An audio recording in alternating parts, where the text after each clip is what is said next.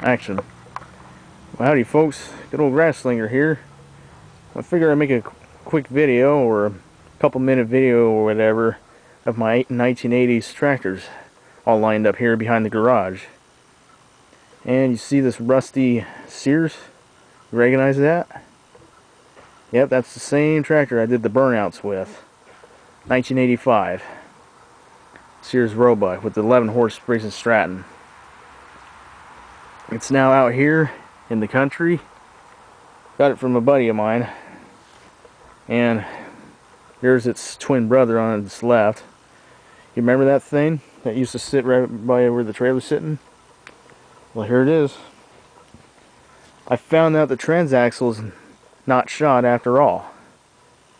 A special thanks to my buddy Mikey. That's where he also owned that SEARS, and now I own it. Yeah, he was out here the other day. We tipped this over. He decided to knock the shifter link with a hammer. Not like super hard, but real easy. Tap, tap, tap. And the shifter came loose. But the bad news is the stupid shifter broke. That little stick thing. He was only hammering away at the bracket down there. He wasn't like trying to hurt the shifter or anything like that. Nah. It's just trying to shift it when it was seized. Transaxle was actually still good, and you wanted to hear the best part, folks? The motor runs now. Yep, I just a few minutes ago, before I went in and had dinner. Oh, I still got to bolt the hood back on. I got this thing to fire up for the first time. I don't know when the last time it ran. I knew it was a while. Maybe it might have been a year, might have been 2 years. The gas didn't even smell that old. Possibly a year would be my guess. Yeah, I took the air cleaner off, and the original jet screw, you know, under the carburetor that holds the carburetor on. I call it the jet screw. Well, it busted in two. And lucky me, I got me one at Jerry's. Actually, I got two of them from Jerry's Rentals. So I put one of them on, and it fits, and I decided to, before I added gas into the tank, and I squirted some starter fluid into the intake. Then I jump started by putting the ground right in front of the frame there where the brackets line up where the hood mounts on, and put the ground there and the positive around the starter terminal. I ended up jumping it off of using my truck as my little jumper deal. And starter was kind of sticky, but it kind of loosened up itself. The motor turned with the starting fluid in the intake, and it fired right up. And then it died, of course, because I had no gas in the tank. And then I'm like, awesome, it runs. So I squirted some more in, jumped it again, it fired right up again. So I ended up taking that off and poured some little bit of gas, just a dab. And then put the choke on, jumped in again, and fired right up, and holy smoke. Ran good, just kept revving up and down. Just boom, boom, boom, boom. It almost sounded like a rev limiter, just about. And the headlights worked too when it was running.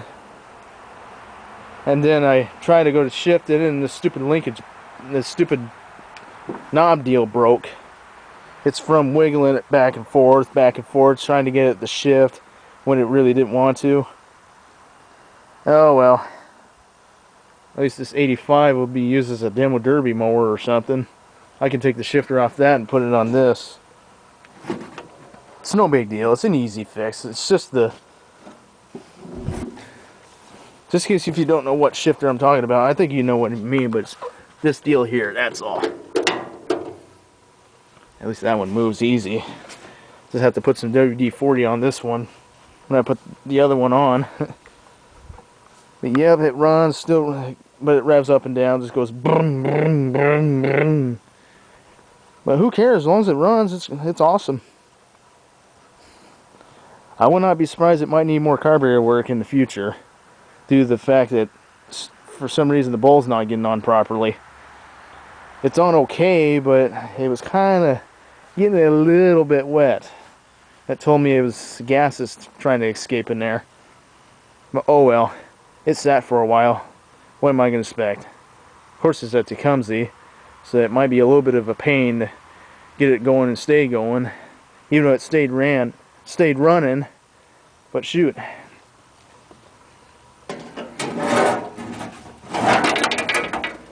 Yep, there's the bowl down there. A little bit of gas. Oh well, we'll fix it more later. At least this still runs. Even the headlights work on this too. Of course, the 1986 coast to coast. It runs and drives. Fired right up the other day, no problem. Headlights don't work though. Yeah, this thing ran good, drove good too, until the belt finally broke into pieces and stopped. Right in the middle, I was mowing the neighbor's yard. Not super huge, just super small, like small enough for a push mower, because half of his yard is a garden. Oh well.